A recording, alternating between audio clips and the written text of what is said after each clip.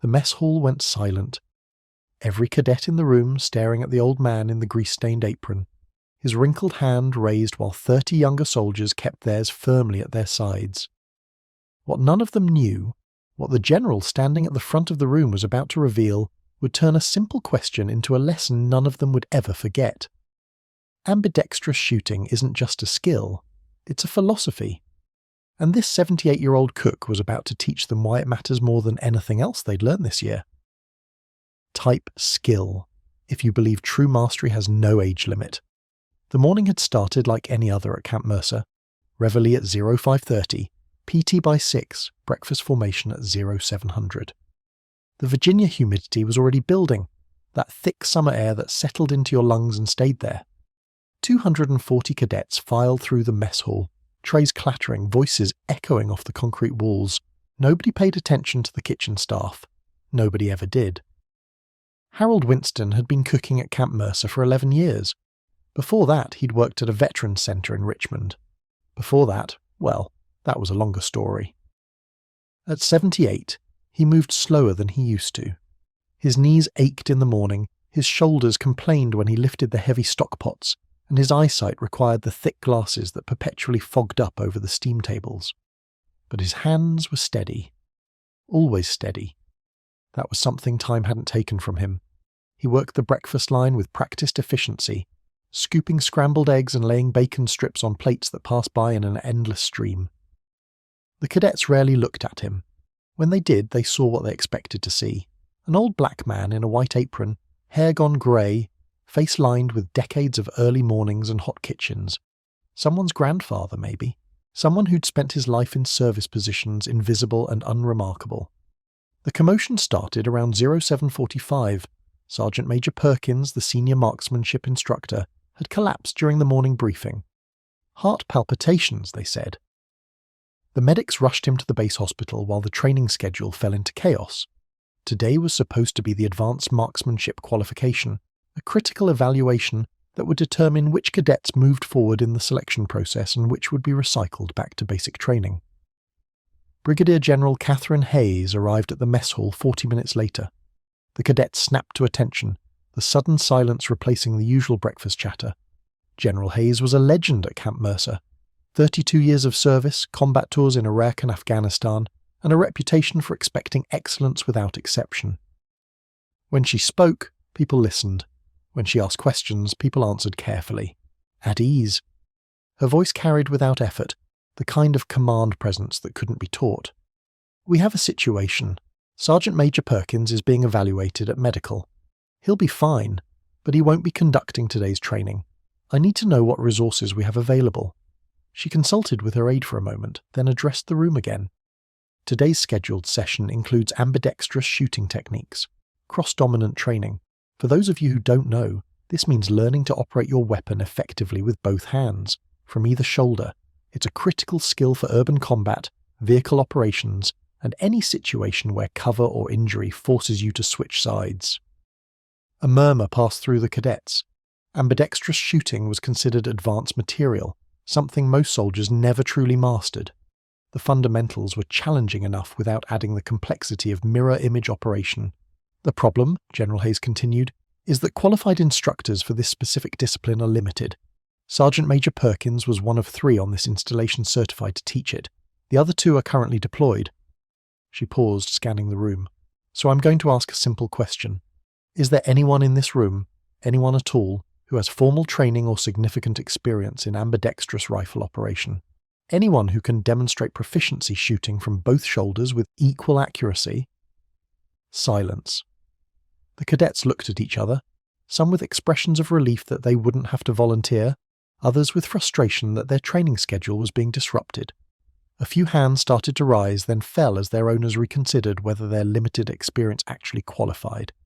And then, from the back of the room, near the kitchen service window, a single hand rose. Weathered, dark-skinned, spotted with age. Harold Winston's hand. The laughter started almost immediately. Not from everyone, but from enough. Cadet Reynolds, a college wrestler who'd been the top performer in physical training, actually snorted out loud. The cook? Seriously? Maybe he's ambidextrous with a spatula, someone else muttered, drawing more chuckles. General Hayes didn't laugh. Her eyes had locked onto Harold the moment his hand went up, and something in her expression shifted. Recognition? Curiosity? The cadets couldn't tell. "You," she pointed at Harold, "step forward." Harold removed his apron slowly, folding it neatly and setting it on the serving counter. He walked around the end of the line, his gait unhurried, his limp barely noticeable unless you knew to look for it.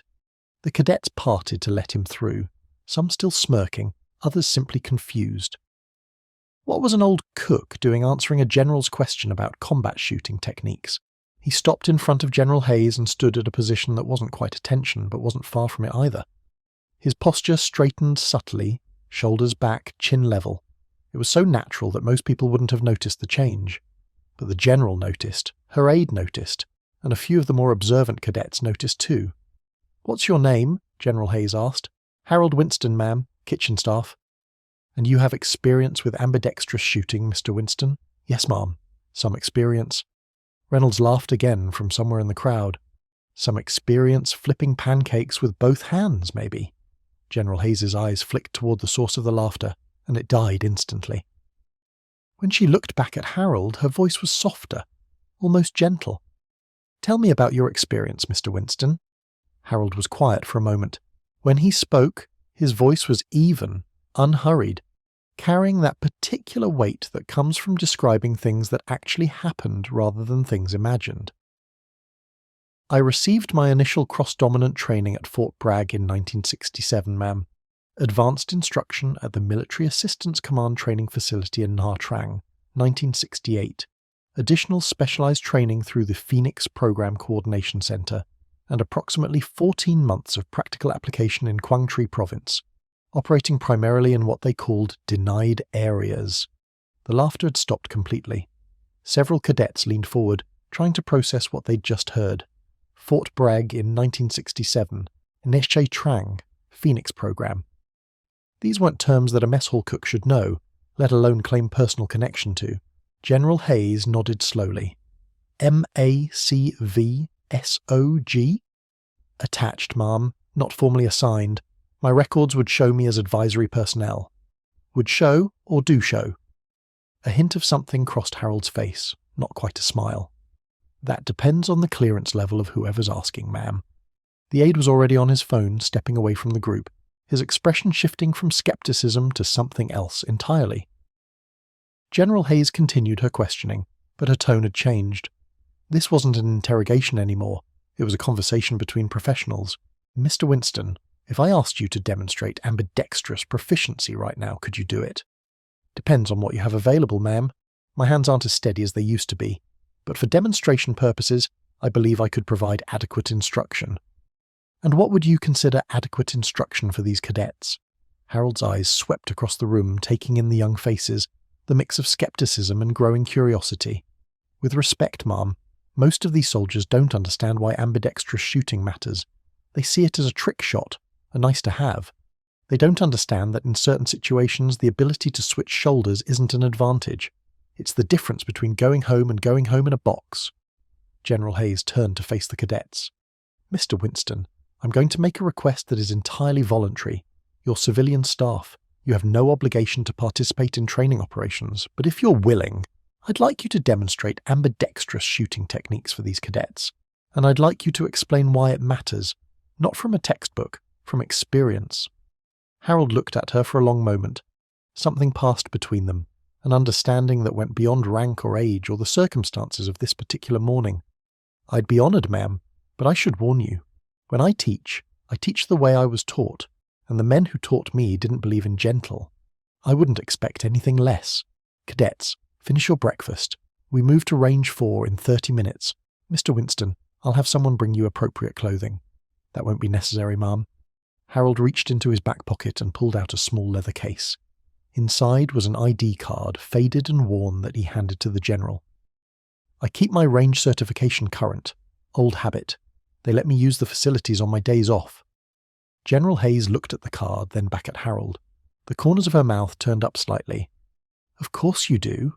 30 minutes, Mr. Winston."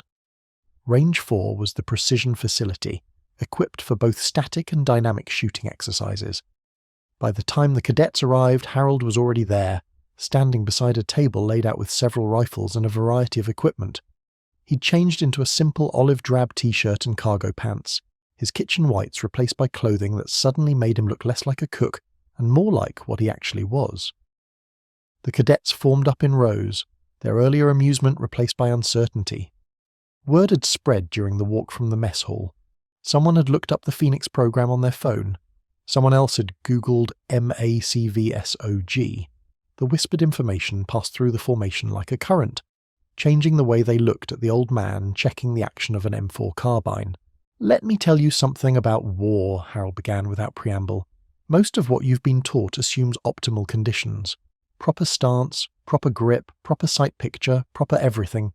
And in a perfect world, that training will serve you well. But war isn't a perfect world. War is chaos wearing a uniform, and the soldiers who survive chaos are the ones who learned to adapt before they needed to." He picked up the rifle, held it in a standard right-handed grip. "This is how most of you shoot. Right hand on the grip, right shoulder in the pocket, left hand supporting. It's natural. It's efficient. It's what your body wants to do if you're right-handed, which about 90% of you are." He demonstrated the position, the rifle seated firmly against his shoulder. Despite his age, his form was textbook perfect. "Now, let me show you where this gets you killed." He walked to a mock-up wall section that had been set up on the range, a portable barrier simulating a corner in an urban environment. "Cadet Reynolds, come up here." Reynolds moved forward, his earlier cockiness muted but not entirely gone. Harold positioned him at the corner of the wall. "You're clearing a room. You're right-handed. Show me how you pie the corner." Reynolds demonstrated, stepping around the corner with his rifle up, exposing himself to engage the theoretical threat on the other side. Standard technique, properly executed. "Not bad," Harold said. "Now show me how you clear the opposite corner." Reynolds moved to the other side of the wall and started around the corner the same way. Halfway through the motion, Harold stopped him. "Hold that position. Don't move." Reynolds froze, his rifle pointed around the corner, his body exposed. "Look at yourself," Harold said. "To engage a target on this side, you've just exposed 70% of your body to return fire. Your head, your shoulder, your torso, your hips. You're a target." He tapped Reynolds on the shoulder. "In Quang Tri, we called this presenting the gift, because that's what you're doing, giving the enemy a gift-wrapped target." "What's the alternative?" Reynolds asked. "I have to see around the corner to engage." "The alternative is what I'm here to teach you." Harold gently moved Reynolds aside and took his position. He switched the rifle to his left hand, adjusted his stance, and demonstrated clearing the corner from the opposite shoulder. His exposure was minimal. Maybe 20% of his body was visible around the barrier. Ambidextrous shooting isn't about showing off. It isn't about looking cool on a range. It's about geometry. It's about understanding that the cover you're using can work for you, or against you, depending on which hand holds your weapon. He walked back to the equipment table and picked up 2 rifles. "I'm going to give you a history lesson now, something they don't teach in basic training, something most of your instructors have never experienced firsthand." He set one rifle on the table and kept the other. "In 1968, I was part of a team operating in tunnel complexes near the Cambodian border. If you know anything about those tunnels, you know they were designed specifically for people much smaller than the average American soldier. Narrow passages, low ceilings, 90-degree turns that would trap anyone trying to move through in a conventional shooting stance."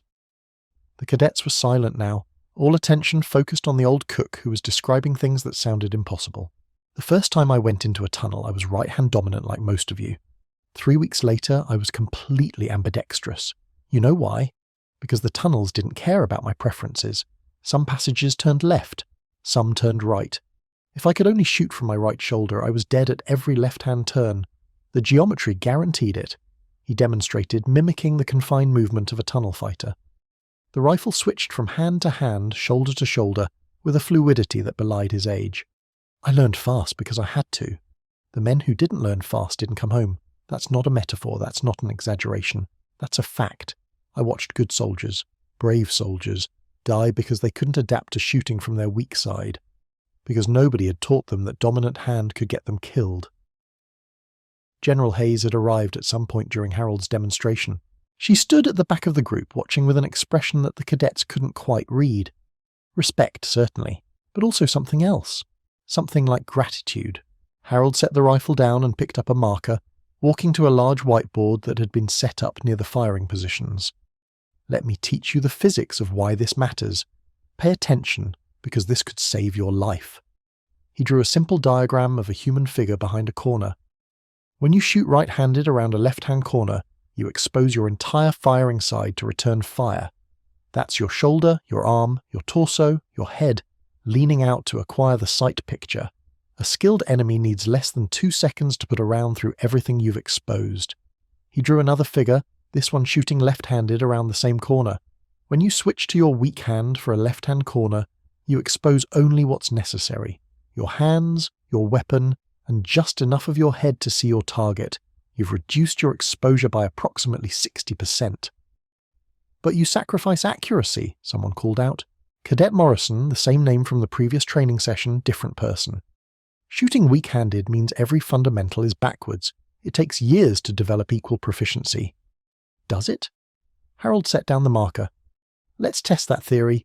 General Hayes, with your permission, I'd like to conduct a demonstration." The general nodded. "Range is yours, Mr. Winston." Harold walked to the firing line. 3 targets had been set up at 50 meters, standard silhouettes. He picked up a rifle, checked it with practiced efficiency, and loaded a magazine. "I'm going to fire 3 rounds from my right shoulder, then 3 from my left. Same target, same distance, same conditions. Then I'm going to tell you why the difference you see, or don't see, matters more than you think." He shouldered the rifle right-handed, took a breath, and fired 3 rounds in smooth succession. The cadets watched the target through spotting scopes.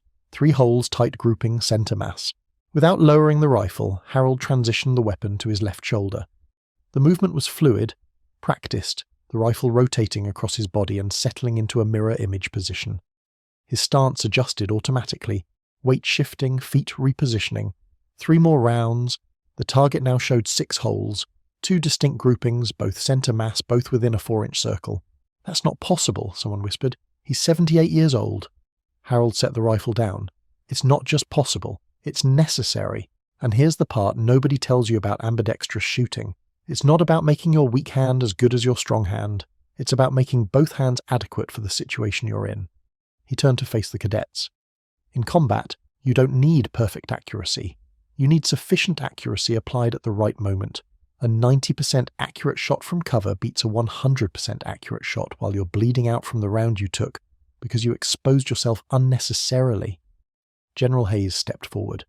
"Mr. Winston, with your permission, I think the cadets should understand exactly who's been teaching them today." Harold nodded once, a small gesture of acceptance. "This man," General Hayes addressed the formation, "served 3 tours in Vietnam. He was attached to operations that remained classified until 2017, and some elements are still redacted. His official records show him as an advisory specialist. The reality is significantly more complex." She pulled out a tablet, scrolling through information. Harold Winston received the Silver Star for actions in Tay Ninh Province in 1969. He received the Bronze Star with V device twice. He was awarded 3 Purple Hearts, the last one for injuries sustained in the same tunnel complex he was just describing. He spent 14 months in operations that the Army still doesn't fully acknowledge happened. The cadets stood in stunned silence. The cook, the old man they'd laughed at an hour ago, a decorated combat veteran with more experience in actual warfare than all of their instructors combined. "After Vietnam," General Hayes continued, "Mr. Winston served as an instructor at Fort Bragg for the Special Operations Training Cadre. He taught ambidextrous shooting, close-quarters combat, and survival techniques to generations of Special Operations soldiers. When he retired in 1989, he had directly trained over 2,000 personnel, who went on to serve in units you would recognize if I could name them. He didn't stop teaching because he lost the ability. He stopped because he decided he'd given enough." She looked at Harold with an expression of profound respect. And yet here he is, in a mess hall kitchen serving breakfast to cadets who laughed when he raised his hand. Because that's who this man is, a soldier who never stopped serving even when his service became invisible. Harold cleared his throat. "That's very kind, General. But this isn't about my service record. This is about teaching these young soldiers something they need to know. So if we could get back to the instruction." "Of course, Mr. Winston. The range is yours." For the next 3 hours, Harold Winston transformed that firing range into a classroom unlike anything the cadets had experienced. He didn't just teach them how to shoot left-handed, he taught them why the skill existed, where it came from, and what it cost to develop. Ambidextrous shooting, he explained, originated as a necessity in cavalry warfare. Soldiers on horseback needed to engage targets on either side without repositioning their mount. The skill evolved through trench warfare in World War I, where the direction of enemy fire dictated which shoulder you used. It was refined in jungle warfare, urban combat, and the counter-terrorism operations of the modern era. He demonstrated cross-dominant eye techniques, showing cadets how to determine their dominant eye and how to compensate when it conflicted with their dominant hand. He explained the neuroscience of bilateral training, how forcing the brain to develop mirror image motor skills actually improved overall coordination and reaction time.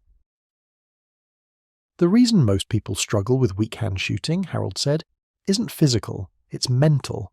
Your brain has spent decades reinforcing certain pathways. Strong hand picks things up, strong hand opens doors, strong hand pulls triggers. When you ask your brain to do these things in reverse, it resists. Not because it can't, but because it doesn't want to. He had the cadets start with basic manipulation drills, magazine changes and weapon transitions, using only their weak hand. The frustration was visible on their faces as fingers fumbled with tasks that had become automatic on their strong side. This frustration you're feeling right now, remember it. This is what adaptation feels like before it becomes natural. Every skill you have went through this phase. You just don't remember learning to tie your shoes or write your name. But your brain struggled then the same way it's struggling now. The difference is that you're adults now, and adults don't like feeling incompetent. Reynolds, who had been working particularly hard at the drills, looked up. "Sir, Mr. Winston, how long did it take you to become truly ambidextrous?" Harold considered the question. "Proficient? About 3 months of dedicated practice. Truly ambidextrous, where I didn't think about it anymore, where the transition was automatic, probably a year. But I had strong motivation. The tunnels, and the men who didn't come out of them because they couldn't adapt fast enough." By late afternoon, the cadets had progressed from fumbling manipulation to basic shooting drills from their weak side. None of them approached Harold's level of proficiency, but that wasn't the point. The point was the beginning. The first step on a path that most of them had never known existed. As the session wound down, Morrison approached Harold. The young cadet's uniform was dusty from the firing positions, his face streaked with sweat and Georgia clay. "Mr. Winston, I have to ask, why are you working in a mess hall? With your experience, your record, you could be teaching at any military institution in the country. You could be writing books, consulting, training special operations units. Why are you serving breakfast to cadets who don't even know your name?" Harold was quiet for a long moment. He set down the rifle he'd been cleaning and looked at Morrison with those eyes that had seen things the young cadet couldn't imagine. "After Vietnam, I tried the institutional route. Taught at Bragg for 20 years, trained thousands of soldiers, wrote the manuals, developed the programs, and somewhere along the way, I realized something. The soldiers who needed training the most weren't the ones who ended up in special operations. They were the ones like you, regular troops who might never see combat, or who might see it tomorrow. The ones who didn't have access to the elite instruction. The ones who got standard training and hoped it would be enough." He paused, gathering his thoughts. "When I retired, I could have chased the consulting contracts. Could have made good money teaching rich people how to shoot at fancy tactical courses. But that wasn't why I learned what I learned. I learned it so that young soldiers like the ones I served with might have a better chance of coming home." He gestured toward the mess hall, visible in the distance across the training complex. "In that kitchen, I see every cadet who comes through this installation. I watch them eat breakfast before training, lunch during breaks, dinner before they collapse in their bunks. I see which ones are struggling, which ones are confident, which ones need encouragement, and every now and then when the opportunity presents itself like today, I get to teach them something that might matter when everything else fails." Morrison didn't know what to say. Here was a man who had given decades to his country, who had earned every honour the military could bestow, choosing to spend his final years in anonymous service because he believed it was the right thing to do. "That's why I raised my hand this morning," Harold continued. "Not because I wanted recognition, not because I needed to prove anything to anyone, but because I have something these soldiers need to know, and staying silent when I could help is something I can't do. Not anymore." General Hayes had been listening from a respectful distance. She approached now, her bearing formal, but her eyes warm. "Mr. Winston, on behalf of the United States Army and the cadets of Camp Mercer, I want to thank you for today. What you taught these soldiers goes beyond marksmanship.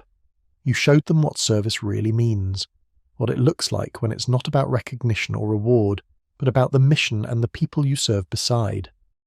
Harold nodded, accepting the gratitude with characteristic humility. "Thank you, General, but the real teachers were the men I served with in Vietnam, the ones who taught me what I taught today. Most of them didn't come home. I've spent 50 years trying to make sure their lessons didn't die with them." The cadets were dismissed, filing back toward the barracks with a different energy than they'd had that morning.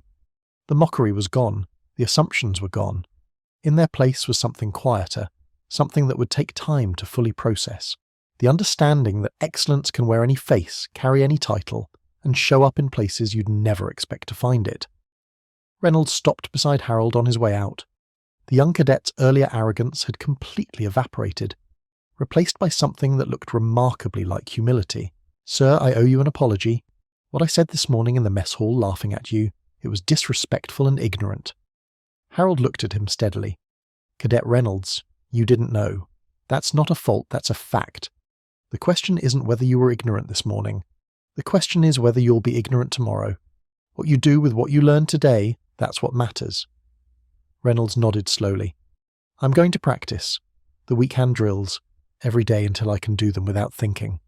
"That's a good start, but remember what I told you about the tunnels. The skill isn't the point. The adaptability is the point. You learn weak hand shooting not because you'll always need it, but because learning it teaches your brain how to learn other things, how to adapt when circumstances change, how to keep fighting when the rules you expected no longer apply." He patted Reynolds on the shoulder, a gesture that somehow managed to convey both forgiveness and expectation.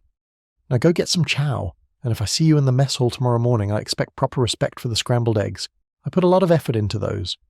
Reynolds almost smiled. "Almost. Yes, sir. Absolutely, sir." The next morning, Harold was back behind the serving line at 0700. Same position, same apron, same steam rising from the trays of breakfast food.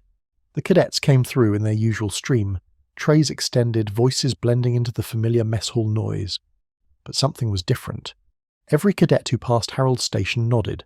Some said good morning, others simply made eye contact, a brief acknowledgement that would have seemed unremarkable to an outside observer, but meant everything to those involved. Reynolds came through near the end of the line.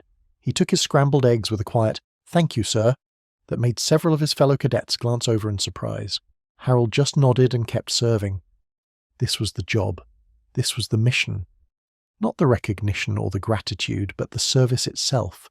The endless, invisible work of preparing young soldiers for challenges they couldn't yet imagine. General Hayes had arranged for Harold to conduct monthly training sessions on ambidextrous techniques. Optional attendance, no pressure, just an open invitation for any cadet who wanted to learn. The first session drew 40 volunteers. By the third month there was a waiting list, and every morning before the training sessions and after, Harold Winston stood behind the serving line in his stained white apron, scooping eggs onto trays for soldiers who now knew what they hadn't known before, that the old cook wasn't just serving breakfast, he was serving a lifetime of knowledge, paid for in blood and sacrifice, and the faces of friends who never came home. Some heroes wear medals on dress uniforms, others wear them in the quietest places, in the smallest moments, in the simple act of showing up and serving without expectation of recognition. Harold Winston had earned every honour his country could give, but the honour he valued most was the one he gave himself, the honour of continuing to serve long after anyone expected him to. The cadets who passed through Camp Mercer in those years carried something with them when they left. Not just the skills Harold taught them, but the lesson he embodied.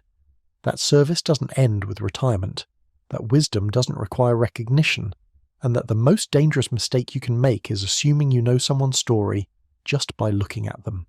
In a mess hall in Virginia, over trays of scrambled eggs and crisp bacon, a 78-year-old cook continues to teach that lesson every single day. One cadet at a time, one respectful nod at a time, one raised hand at a time, answering questions that nobody expected him to answer. If this story moved you, wait until you hear what happened when a young officer tried to discipline an elderly janitor at the Pentagon, what the janitor had in his pocket, why the officer was transferred the next day, and the 4 words that changed everything. Subscribe for more stories of hidden service and unexpected heroes. Comment Honour if you believe every veteran deserves respect regardless of their current circumstances, and hit that like button if you think the lessons of those who served should never be forgotten.